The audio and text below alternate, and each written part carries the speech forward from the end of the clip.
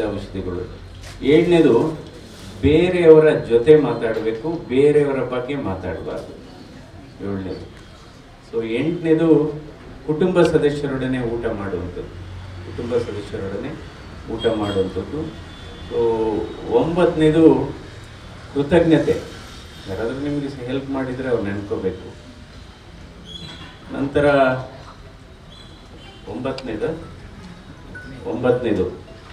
ಒಂಬತ್ತನೇದು ಬಹಳ ಮುಖ್ಯ, ಈ ಅಪಪ್ರಚಾರ ಮಾಡಬಾರ್ದು. ಒಂಬತ್ತನೇದು ಅಪಪ್ರಚಾರ ಮಾಡಬಾರ್ದು. ಹತ್ತನೇದು ತರಕಾರಿ ಹಣ್ಣುಗಳು, ಅದು ಕೂಡ ಔಷಧ ಅಲ್ಲದ ಔಷಧಿ. ದೆನ್ 10ನೇದು 11ನೇದು ಮೆಡಿಟೇಷನ್ನು, ಯೋಗ.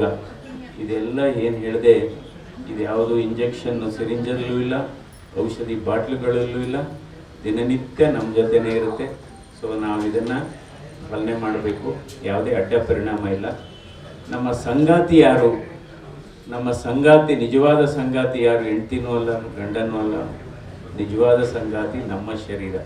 ಇವತ್ತು ಹೆಣ್ಮಕ್ಳಲ್ಲಿ ಏನಾಗಿದೆ, ಈ ಸರ್ವೈಕಲ್ ಕ್ಯಾನ್ಸರು ಸ್ವಲ್ಪ ಜಾಸ್ತಿ ಆಗ್ತಾ ಇದೆ ಹೆಣ್ಮಕ್ಳಲ್ಲಿ.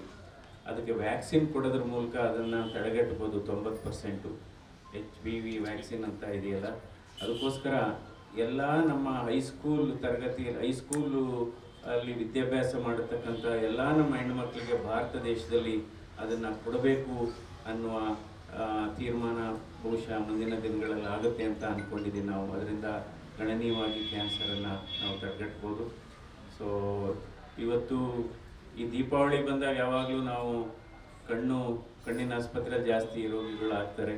ಸೊ ಪಟಾಕಿ ಹೊಡಿಬೇಕಾದ್ರೆ ಭಾಳ ಮುನ್ನೆಚ್ಚರಿಕೆ ವಹಿಸಬೇಕು. ಒಂದು ಆಯ್ತು, ಯಾಕೆಂದರೆ ಎಷ್ಟೋ ಸರಿ ಪಟಾಕಿ ಹೊಡೆಯೋರಿಗಿಂತ ಅಲ್ಲಿ ಅಕ್ಕಪಕ್ಕದಲ್ಲಿ ನೋಡೋರಿಗೆ ಜಾಸ್ತಿ. ಯಾವಾಗಲೂ ಈ ಸಮಾಜ ಜನ ಎಷ್ಟು ನೋಡೋರಿಗೆ ಸಮಸ್ಯೆ ಜಾಸ್ತಿ, ಮಾಡೋರಿಗೆ ಜಾಸ್ತಿ ಸಮಸ್ಯೆ ಆಗೋದಿಲ್ಲ.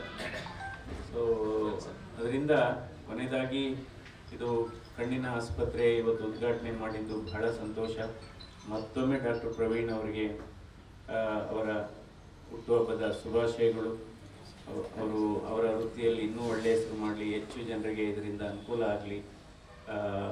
ಅಂದರೆ ದೃಷ್ಟಿ ಕೊಡೋದು ಅದು ಒಂದು ನಿಜವಾಗ್ಲೂ, ಯಾಕೆಂದರೆ ಇವತ್ತು ಆರ್ಗನ್ ಡೊನೇಷನ್ ಬಗ್ಗೆ ನಾವೆಲ್ಲ ಮಾತಾಡ್ತೇವೆ.